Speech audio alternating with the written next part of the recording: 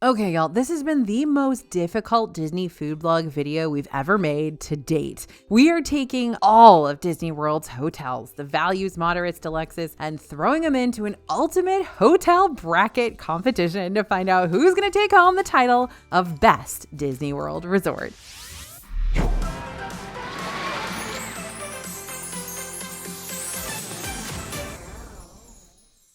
Hey everybody, it's AJ for Disney Food Blog, and you've joined us for a great video today because we are about to create a bracket to pit Disney World hotels against each other and find out which one in the end is going to come out on top. That's right, there can only be one winner, and so Bria and I have been just stewing over this for a while.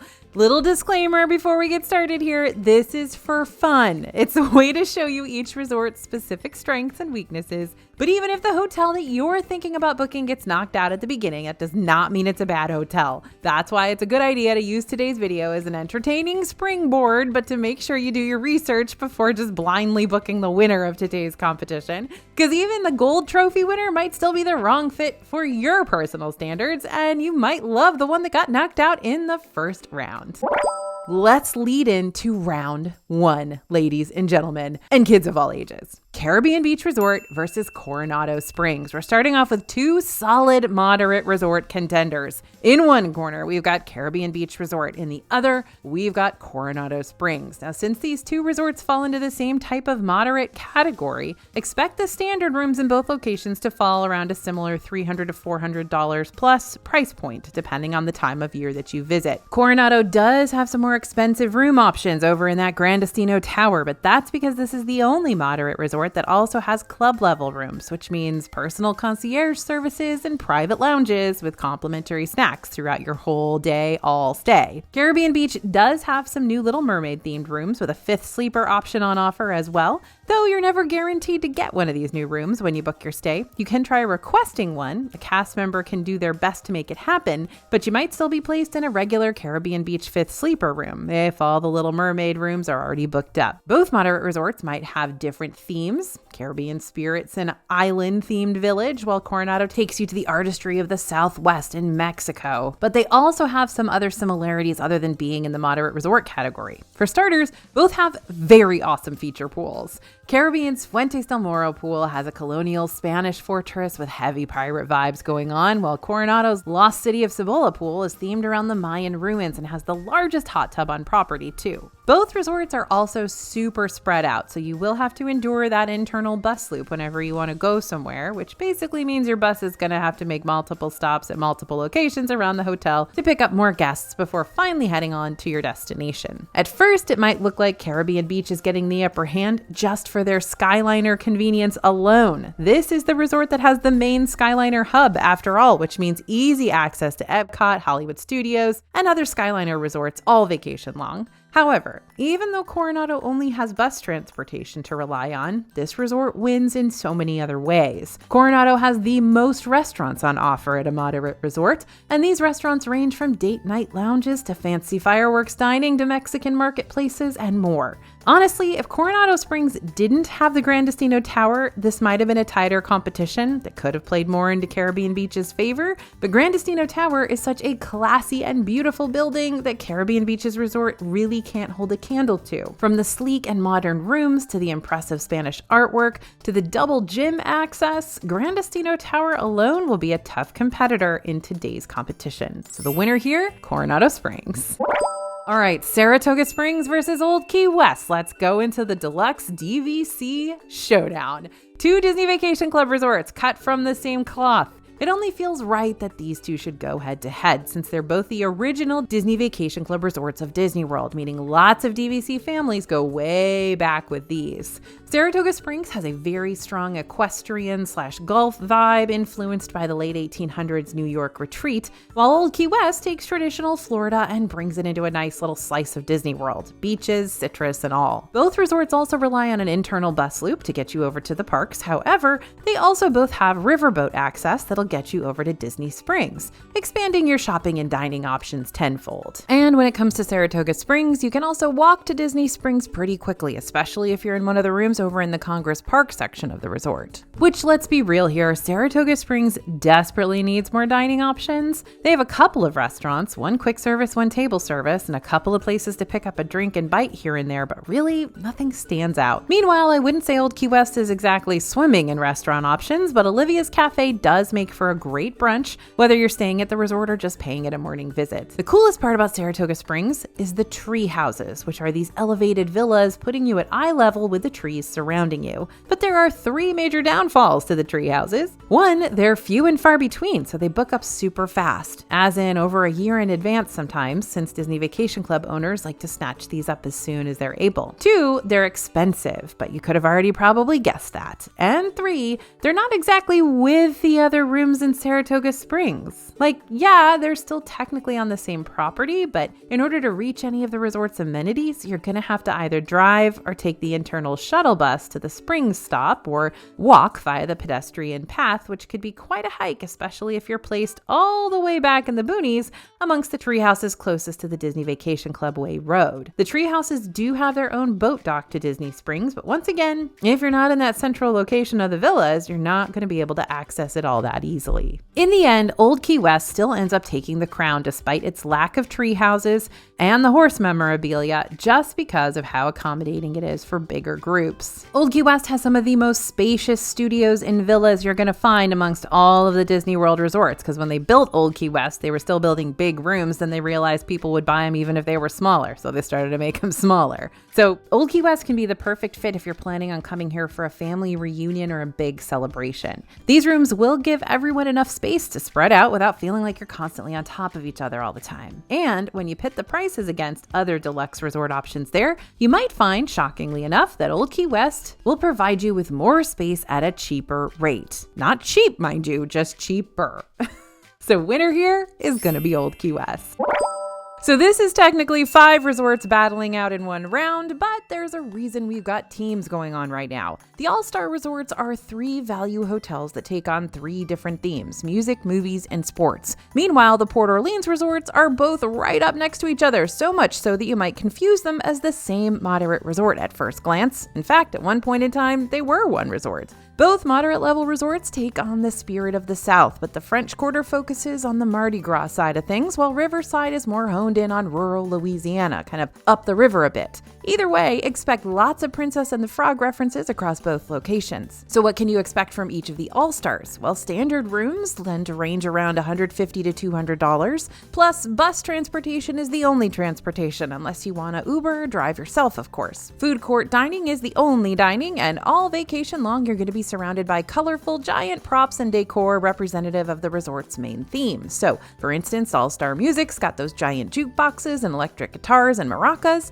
All-Star Sports got the giant football helmets and basketballs and tennis rackets, and All-Star Movies has the giant clipboards and TV sets. You're also more than welcome to hop over to any of the All-Star pools when you're staying at any of the All-Star hotels, so pool hopping is definitely welcomed. But technically, that's a perk that comes along with the Port Orleans resorts too. The cooler feature pool is, objectively speaking, located at French Quarter because the Doubloon Lagoon gives you the ability to slide down Scales the giant sea serpent, all while King Neptune keeps watch overhead. However, Riverside is the resort where you're going to find 5 different leisure pools, but at the end of the day, the Port Orleans pools aren't going to be breaking any ties, since French Quarter guests are more than welcome to use Riverside pools, and vice versa. Rarely does Disney allow any type of pool hopping between their hotels, by the way, but if you've got sister resorts like this, like the Port Orleans resorts and the All-Stars, those are the exceptions. The majority of the rooms found across the Port Orleans resorts are going to be standard rooms, though some have the ability to sleep up to 5 guests with their extra sleeper option. Oh, and by the way, Riverside has some of the coolest themed hotel rooms, bar none. If you book one of the royal guest rooms, you'll be surrounded by Disney princess and prince decor, complete with those LED fireworks and the headboards, which are so stinking cool. Now, I could go on and on about how much I love the Port Orleans resorts, from the French Quarter's compact layout, live weekend jazz, and variety of beignets,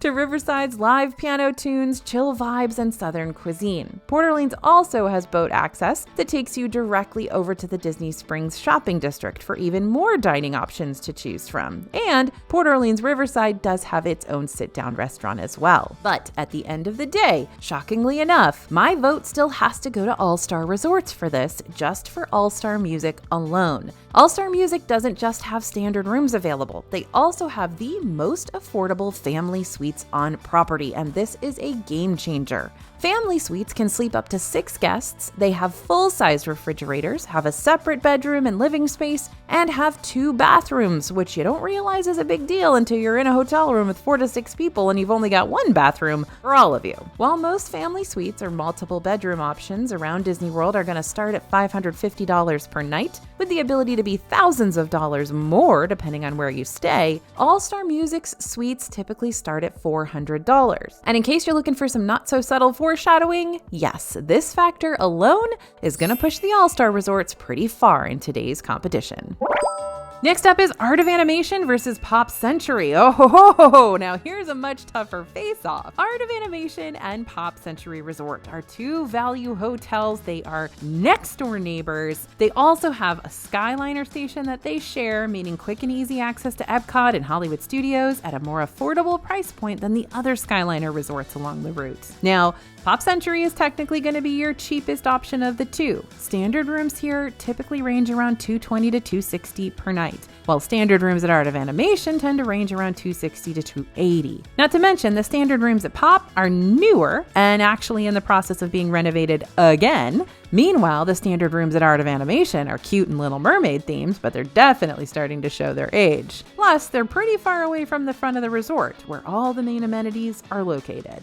Over at Pop Century, on the other hand, you can always book a preferred standard room that keeps you close to the hippy-dippy feature pool, the food court, the gift shop, the lobby, and all the other main amenities of the resort. Then again, standard rooms are the only room types you can book at Pop Century. Art of Animation, however, has those character-driven family suites themed around classic Disney and Pixar films like The Lion King, Cars, and Finding Nemo. Art of Animation also has really awesome pools. Their feature Big Blue pool is the biggest pool across all the Disney World resorts, but even their 2 leisure pools have some awesome character theming, like how the Flippin' Fins pool surrounds you with Ariel and friends, and the Cozy Cone pool literally has free first-come, first-served cabanas shaped like giant orange traffic cones at Sally's Motel. So how do we pick a winner? You know what? I refuse. I'm gonna have my scriptwriter Bria be the tiebreaker here because Bria stays at these resorts all the time. What do you think? What, you're handing this over to me? I feel like the weight of the world has been thrust upon my shoulders. Okay, so I've got to think about this from a personal standpoint. If I had a friend telling me that they had to make a decision between these 2 value resorts, which one would I, in good conscience, say is the better option of the 2? Probably Art of Animation. If you're traveling with a big group and need more space for a lower cost, the suites at Art of Animation might not be the cheapest value resorts on property, but they're still more affordable than many of the other suite offerings in Disney World. Not to mention, Art of Animation will never allow you to forget where you're vacationing. This hotel screams Disney, and if you were to cut it open, it'd bleed Disney blood. If you're traveling with kiddos, or if you're a child at heart yourself, Art of Animation will keep you surrounded by popular Disney animations during your entire vacation. All right, winner, Art of Animation. And here we are with another face-off that feels pretty evenly matched, but I'm not going to need Bria to make the tiebreaker decision for this one because I've already made up my mind. The Contemporary Resort and the Polynesian Village Resort are 2 classic Disney hotels. They were actually the 2 Disney hotels that Disney World opened with in 1971, and they'll both give you monorail access, delivering you straight up to Magic Kingdom, or after a quick transportation and ticket center transfer, the rest of the way to Epcot. They're also both within walking distance to Magic Kingdom, making them a prime slice of real estate for guests who want to stick close by the OG Disney World park all vacation long. But because of that prime real estate, as well as other major conveniences like multiple nearby restaurants, various resort activities, extended evening hours, those are Deluxe resort specialties that allow guests to stay in select parks on certain nights for 2 hours longer than everybody else, the prices for both of these resorts are incredibly high. Even standard rooms at both of these locations are going to put you back around $700 to $900 per night. So if you're looking for something more affordable, you might ditch both of these and go a different route. But if you're on the hunt for the Magic Kingdom convenience and a more luxurious stay overall, Which one of these resorts are we gonna move on to the next round? I think I gotta go with Polynesian Village Resort.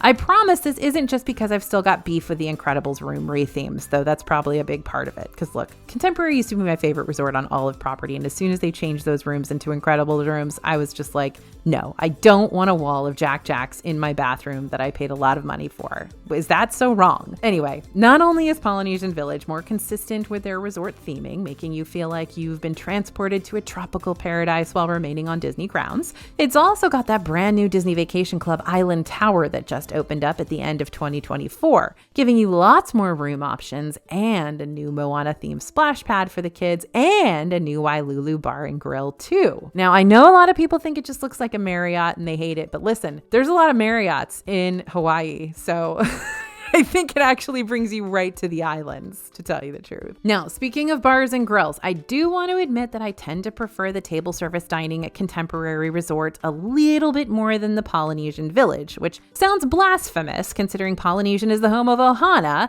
but I don't know. Recently, I just had better experiences with Steakhouse 71, maybe even California Grill, even though it's way too expensive and you have to, get the whole prefix thing now. But even the buffet at Chef Mickey's has seen some improvement over the years. But when it comes to tiki drinks and lounge bites, Polynesian Village remains supreme. From the interactive Trader Sam's Grog Grotto to the Lapu Lapu beverages served in fresh pineapples at Tambu Lounge, I am a fan of the drinks and apps at Polynesian Village, so much so that I think they're worth the extra trip out to this resort to try them, even if you're not staying there. Look, there's not much better than enjoying a tiki drink or a Dole Whip while lounging on one of Polynesian's beachside hammocks, looking out across the water and admiring the views of Cinderella Castle. Like, that's a picture-perfect moment right there, worthy of moving on to the next round. Winner, Polynesian Village Resort.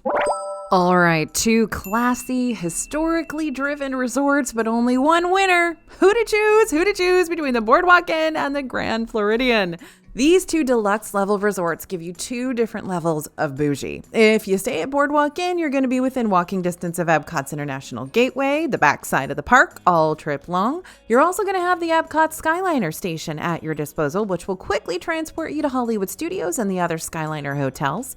You'll also be within walking distance of Yacht and Beach Club, so you can check out their shops and dining too, just not their pool. This will be a major factor in today's competition, but let's not get ahead of ourselves here. Meanwhile, over at Grand Floridian Resort and Spa, you're going to be back on the monorail line again, within walking distance to Magic Kingdom at all times. Plus, like I mentioned earlier, the monorail can also carry you on over to Epcot real quick after a TTC transfer, so even if you stay at Grand Floridian, that doesn't necessarily mean you're completely getting rid of your travel convenience to Epcot. Won't be as convenient as the boardwalk will give you, but still, it's the monorail, and the monorail's a good time. Now, something crucial that these two deluxe resorts share with one another is how much they've been renovated and updated lately. Over these past few years, the boardwalk has received a lobby update, new restaurant, new grab-and-go additions, remodeled rooms, remodeled lounge, and a pool paint job to replace the creepy clown that used to be here, thank goodness. But Grand Floridian has also received tons of updates too. Not only have we seen room makeovers here, we've seen a lot of new DVC room additions take over this resort as well, specifically in the Big Pine Key building.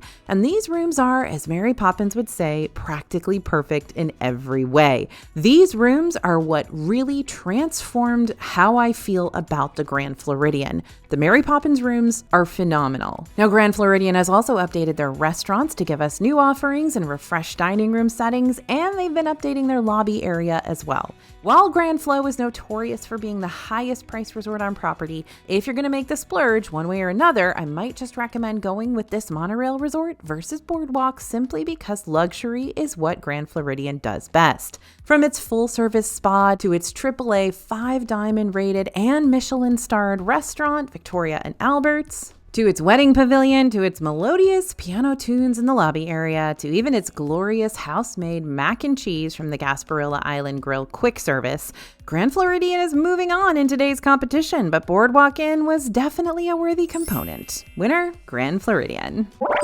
So I'm not trying to be dramatic, but I literally feel like I'm deciding between my two favorite children with Wilderness Lodge and Animal Kingdom Lodge. I think Bria seriously did this matchup on purpose just to stress me out. Anyway, before we make a decision, I've got to send out my love letters to both hotels. So these are basically Disney's Deluxe Light resorts, slightly smaller rooms and slightly lower prices than the big brother and sister Deluxe resorts like Grand Floridian and Beach Club. Wilderness Lodge is themed around the rusticness of America's Northwest National Park lodges. It's so incredibly peaceful here, which might be hard to imagine at first with it being so close to Magic Kingdom. But since it's not on the monorail line, it doesn't have as much foot traffic as the other 3 monorail resorts. Fortunately, you can still take a boat over to Magic Kingdom for easy access to the park at all times, but I will say sometimes it's easier to just hop on one of those buses because everybody else is waiting for the boat and the bus is faster anyway. Okay, Wilderness Lodge isn't hard to navigate. There's only one bus stop that you need to worry about right outside the lobby, though there is that boat dock way on the other side of the hotel. But its sister resorts, Fort Wilderness, can be a bit tricky. More on that in just a second. And the food and lounges here are incredible. I'm not always a fan of the skillets at Whispering Canyon Cafe, and I still highly protest the menu changes that happened at Territory Lounge recently, which took away my sharp cheddar beer fondue. But storybook dining at Artist Point with Snow White might just be my favorite character dining experience at the moment, or a very close second to Garden Grill. And I'm never going to turn down a bison cheeseburger and margarita flight from Geyser Point Bar and Grill.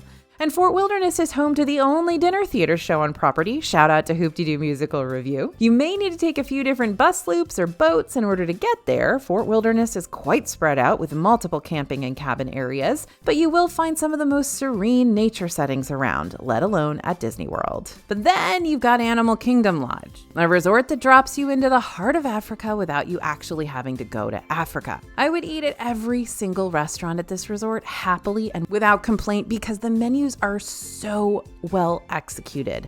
Animal Kingdom Lodge exudes the same peace and serenity that Wilderness Lodge has, only that peace you feel deep down in your heart is even more vibrant since your resort will have real live African wildlife chilling out in the backyard thanks to the lodge's personal savanna. By the way, can I just say, just as an aside here, y'all, that I am right now trying to decide where I'm going to stay for my next Disney trip, and it's been really, really hard talking about all these resorts because I literally love them all and I'm having a really hard time making a decision here. So I'm really glad that I'm going through this process with you at the moment. Anyway, Animal Kingdom Lodge and Wilderness Lodge both have similar price points for their rooms, starting at around $500 to $600 per night for the more standard options. But both resorts also have extra options where you can upgrade your room for a more fun balcony view. Wilderness Lodge has theme park view rooms where you can watch the fireworks go off over Cinderella Castle each night, and Animal Kingdom Lodge, of course, has those Savannah view rooms, which you can probably guess what those are going to give you. Hello, Mr. Giraffe. Nice to see you this fine, lovely morning. How are the wife and kids? Animal Kingdom Lodge's major downfall is how spread out this resort is. If you're not just going to stay in Jumbo House, if you're going to go to Kidani Village, then you're at the mercy of the internal bus loop. And while pretty much all the other deluxe resorts have some sort of transportation advantage to get you to the parks as quickly and conveniently as possible, that's a privilege that Animal Kingdom severely lacks. It's just going to be buses all the time. Okay, this is really, really hard. I don't want to make the final decision on these two. Bria, you do it. Sure thing, AJ, but only because I know which direction you were leaning towards anyways, and you just didn't want to admit it and hurt one of your favorite resort's feelings. The winner of this round is gonna go to Wilderness Lodge. Really, this comes down to a matter of convenience. Animal Kingdom Lodge not only is kind of out there and away from everything else, besides Animal Kingdom Park, of course, but the internal bus loop can get really confusing and time-consuming, especially for first-time guests. Meanwhile, Wilderness Lodge keeps things a lot more compact, not saying it's a little resort, but it's just easier to navigate. When you pay as much as you do for a deluxe hotel, you tend to want to get that theme park convenience that goes along with it. So, while there are several things that Animal Kingdom Lodge does better than Wilderness Lodge, we've still got to give the win to the great outdoors this time around. All right, we're pitting the sister resorts, Yacht and Beach Club, against the swanky Riviera Resort. The Yacht and Beach Club resorts and Riviera Resort all have a few things in common. 1, you can use the Skyliner system to help you get around. 2, they're all deluxe level resorts. And 3, they tend to be a little more on the sophisticated side of things. But sorry, Riviera, you've got to go. The Riviera is Disney's newest hotel, which opened back in 2019, and it's gorgeous. Riviera is reminiscent of Walt Disney's European travels, so the artwork and decor leans heavily into the elegance of this continent. It's worth a visit here just to admire the Peter Pan and Tangled mosaics alone. Now, while I love visiting Riviera Resort, I often find it at the bottom of my totem pole when it comes to being a hotel I actually want to book for an extended period of time. While the rooms here are nice, you're paying a lot to be further away from the parks. And if it's really close and easy access to Epcot you're looking for, Yacht and Beach Club are going to be your better choices. Like Boardwalk Inn, Yacht and Beach Club will also keep you within walking distance to Epcot's International Gateway. Basically, Yacht and Beach have similar price points to what you'll find at Riviera Resort, but they'll both give you better access to the parks and more amenities overall, including the best pool on Disney property, Stormalong Bay, which is basically a mini water park complete with lazy river, sand bottom pool, and the highest water side on property. So for those reasons, Riviera is now out of the competition. Hopefully there's no hard feelings. Winner, Yacht and Beach Club. Okay, we've made it to round 2, y'all. Now, before we get into the next round, I've got a little gift I want to share with you. Scan the QR code you see on the screen now, or if you're watching this on your iPhone, head to disneyfoodblog.com/DisneyPlans after this so we can send you our free Disney World planning worksheets to help you budget and organize and save money and keep track of what you need to do before your big vacation kicks off. We have done all the research for you. It is all done. You can just follow our lead. Now, back to your regularly scheduled hotel bracket, round 2. The great outdoors versus Spanish art influences. Which one of these resorts is going to make their way to the semifinals? Tricky, tricky, tricky. Wilderness Lodge and Fort Wilderness have a lot going for them. It's also more convenient Magic Kingdom access. Got bigger rooms. It's got so many ways to fill your day without having to step foot in a park between its canoe and kayak rentals, Segway tours, archery lessons, horseback rides, and the like. But oh my goodness, Gran Destino Tower, y'all. Despite this being a moderate resort, you can get that deluxe resort feel while staying at Gran Destino without the deluxe resort prices. Sure, you're still not going to get that deluxe resort extended evening hours perk like you will get with a stay at the Fort Wilderness Cabins or Wilderness Lodge, but Coronado Springs is a great fancy alternative for those who want to live in the lap of luxury without the quadruple dollar signs taking a whack at your bank account. It's a great option for new couples or honeymooners starting out their lives together, or even an all-girls trip before tying the knot.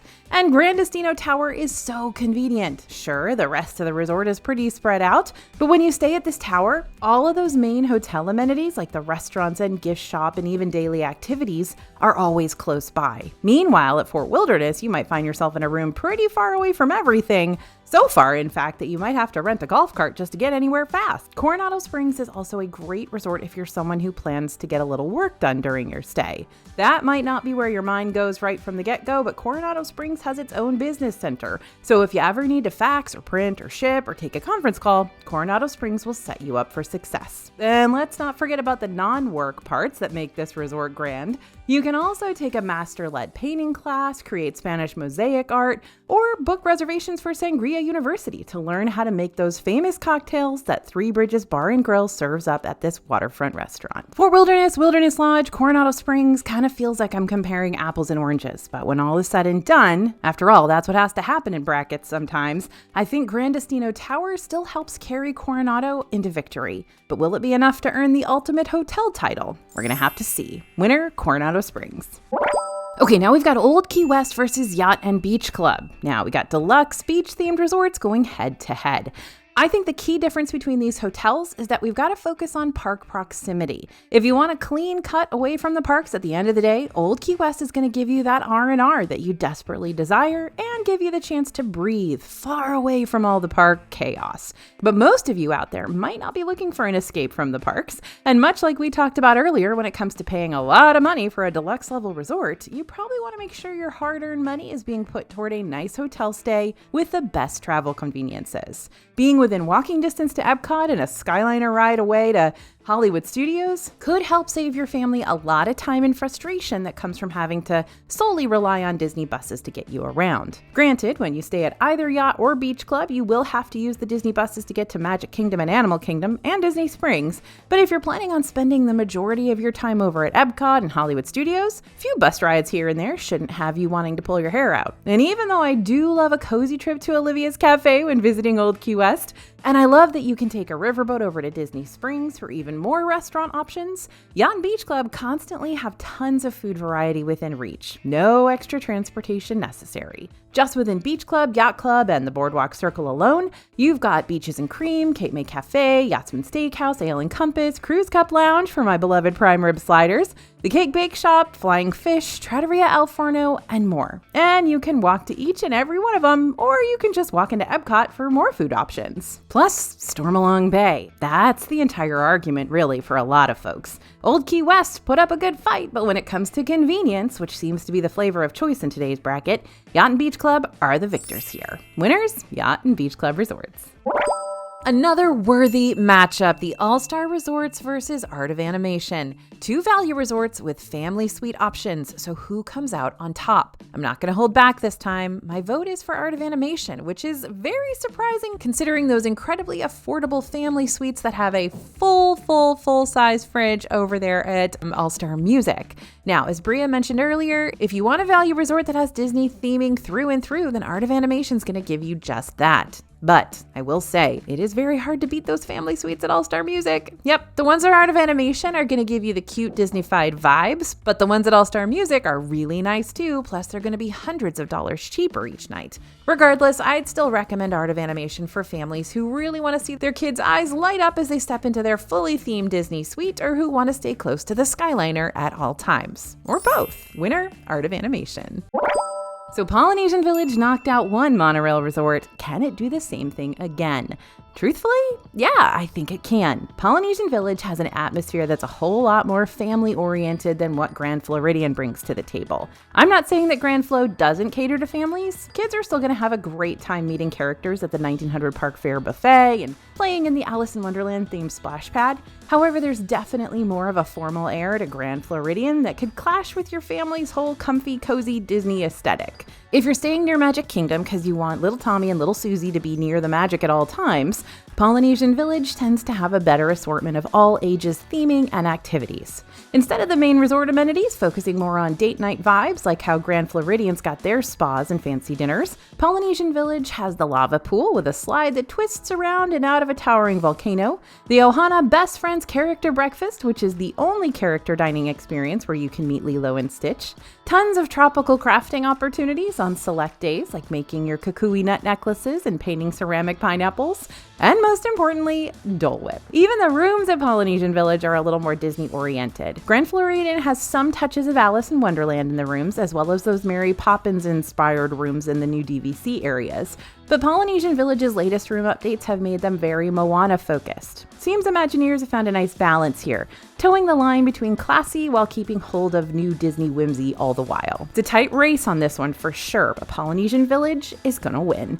And whether or not Polynesian Village wins the whole competition today or not, it's at least the victor over the monorail area resorts. For now.